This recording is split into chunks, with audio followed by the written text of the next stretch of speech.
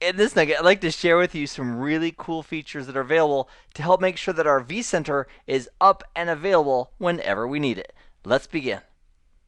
One of the challenges that we have, and everybody has who runs the vCenter server appliance, as we are right here on our ESXi1 host, is that if that host fails, ESXi1, or if there's some catastrophic failure of that virtual machine, we just lost our central management platform for vSphere. And we do have some fault tolerance in place overall in vSphere. We have multiple connections for many of our networks, from the ESXi host to the physical network infrastructure. We've got some multipathing as well for iSCSI access.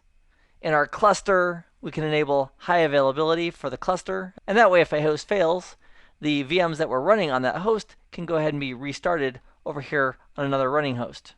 We also have the option of fault tolerance, where we're simultaneously running a VM, for example, on one ESXi host, the primary, and the secondary VM for that fault tolerance machine is running on a second ESXi host. However, none of those solutions on their own are quite good enough for the redundancy and support of the vCenter server appliance. And that's why VMware has a relatively new feature called vCenter HA for high availability, specific for vCenter. And here's how it works. What we're going to do is we're still going to have our active vCenter server appliance. And for our purposes, that's right here on ESXi1.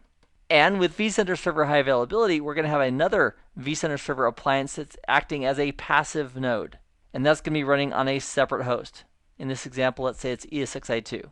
And we're going to add an additional network. Let's say we have the HA network, a brand new network. And with this HA network, we're also going to have an additional Ethernet interface or logical interface on the appliance, both the active and passive nodes regarding that appliance that are keeping track of each other. So you and I, we're still sitting at our management station. We're still connecting over the management network over to the vCenter server appliance at the IP address of 192.168.1.111.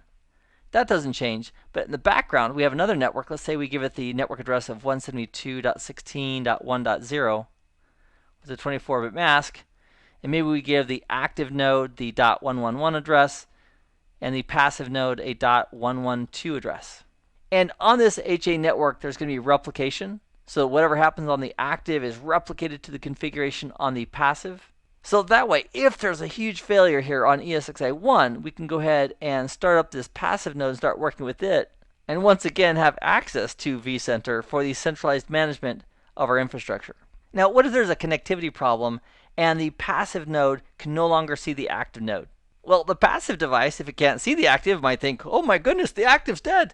I need to take on the role of vCenter. However, if it's just a network problem, for example, between the active and passive, and the active is still really running, we do not want two vCenter servers up and active and running.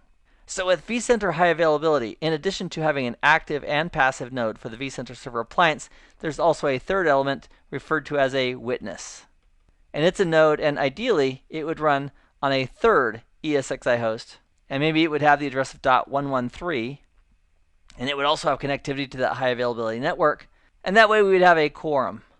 And a quorum represents a minimum number of entities present. For example, if there was an organization, and the bylaws of the organization said that for any meeting, at least 7 people have to be present, that would represent a quorum of at least 7. Well, in the case of the witness, if the active and passive can't directly see each other, but the witness can see, for example, the passive but can't see the active, that would be another indicator that the active really is unreachable, because the passive can't see him and the witness can't see him. So in vCenter high availability, we're going to have an active, passive, and witness node as part of that high availability for vCenter that are all connected to that high availability network. Now, one of the cool things about the vCenter high availability is that there's a really nice wizard that can assist us in putting all the pieces together. However, no matter how good a wizard is, if we don't have the prerequisites in place, we're not going to have a successful outcome. So let's take a moment and talk about the prerequisites for vCenter high availability. And I have 4 basic categories I want to talk about: the vCenter server appliance, the actual ESXi hosts, the data stores, and the network. So first, regarding the vCenter server appliance, which is required for this all to work, it needs to be running version 6.5, or a more current version would do fine as well.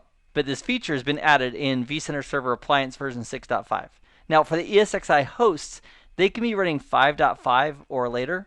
So 5.5, 6, 6.5, etc. would be fine. And as far as the quantity, we could get away with 2 hosts to pull this off. However, the recommended number, as far as the minimum goes, is 3 hosts, along with vSphere DRS on the cluster. And that way, with 3 hosts, we can have the active on one, the passive on the other, and the witness node on the third. So 2 hosts are required, and 3 hosts along with DRS is recommended. And as far as data store types, we can use NFS, VMFS, or NAS.